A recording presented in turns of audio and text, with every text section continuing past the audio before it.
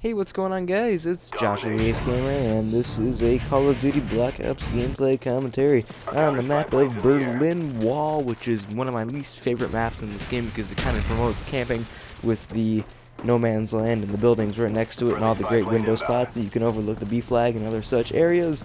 And so I'm surprised that I did as good as I did on this gameplay, and I only deliver the best to you guys. I'm probably going to start doing a couple gameplays where it's just going to be like complete failures or using like random stuff just to mix it up, because it's kind of hard to get a bunch of good gameplays when you have a kind of a tight schedule this time of year when school is finishing up. But enough about that, a little bit about some recent things that have been going on.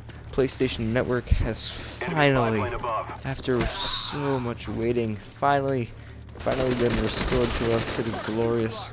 And it was going on 3.5 weeks, I believe, 3 weeks, something like that. That it was, yeah, about 3 weeks. It was down, and it was awful. It was one of the worst experiences of my life. Like, I don't need to have video games online to survive, but it was getting to the point where, okay, I just wanna play some Call of Duty, maybe some Crisis, and you know, everything will be okay.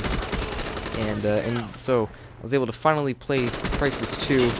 Really got into that game, and it kind of annoyed me for a little while because I didn't know how I would die, but now that I've kind of unlocked a submachine gun that I am confident with, I'm like, okay, yeah, now it's time to pick up the pace and start to destroy people, which is what I've been doing for the past 6 hours, but I decided that I'm going to record a Black Ops commentary instead. If you're watching this on the 16th of May, then sorry that video probably wasn't completely rendered by midnight because it's such a large file now. Then I have my HD PVR, hopage, however you want to pronounce it, now that I have that glorious device, which looks beautiful sitting over there right now, by the way. How you doing? You know, but yeah, I wanted to kind of use this video just for, but not really a review of it because I want to do that later, but I want to just kind of talk about the device a little bit. First off, it is $200 at Best Buy. You can probably find it on eBay for like 50 bucks, so depends on whatever you want to do. I just got mine at Best Buy because I do not like to buy things online. That's just one of the weird things about me.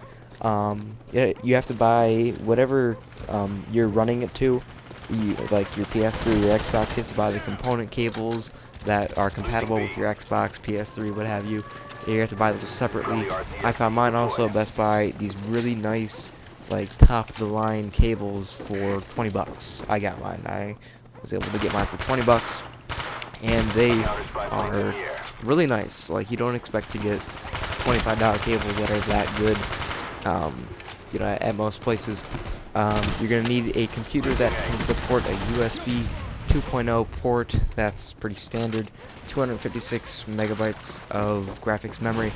And so yeah, pretty much almost all modern computers can run it. Like if you're running off like a Commodore 64, that's from like the 80s, you're probably not going to be able to run this. But if you've got like a 2.5-year-old laptop like me, you'll still probably be able to run it. My laptop really can't play back the images so well because it doesn't really overkill the graphics memory, but you know, that's okay, I guess.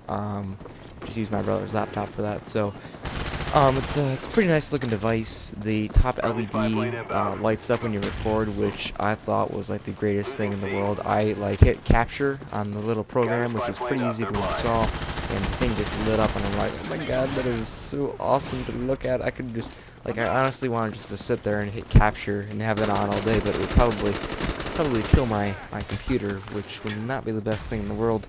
But it just looks so beautiful just sitting there. Oh, it's gloriousness. Hi, how you doing?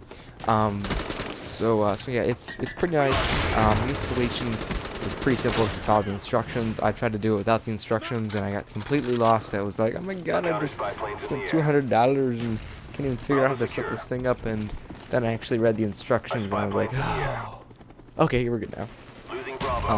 Software that it comes with is pretty good. I haven't really used it for anything besides capturing, but it's still pretty nice. It comes with a pretty nice set of double-ended component cables so that they will run to your TV. You can't play in 1080p, which really isn't that big of a deal. or you can't record capture 1080p either. Not really that big of a deal. It's 1080i or 720p, which is already pretty nice looking. If you've seen my Crisis 2 power out video, you'll see how nice that quality can be. And overall, it was well worth the $240 that I paid for all the stuff for it. It doesn't really. It's actually pretty lightweight. If you're thinking it's like a huge cable box thing, it's like I could literally whip this thing like probably 100 yards. It's so light. It's not that it's cheap or anything, but it's just very compact, very light. Very happy with the purchase that I made. And for everyone asking, I will be keeping my Dazzle because my brother is going to be using it. I know one of my friends asked me because somebody wanted it. I'm like, no, I'm going to be keeping it. I'm going to be keeping it. And also be kind of pointless since I got it as a present, not as a purchase. So it'd be kind of like being a brat, I guess you could say. And that's not one of the things that I want to do. Gameplay is wrapping up. I believe I finished 40-1, nearly flawless. I'm going to be starting a series of the best of the xTheAceGamer where I turn nearly flawless or flawless gameplays into like mini montages. Should be pretty good. And that's pretty much it. I'm the xTheAceGamer, and I'll see you guys later. Bye.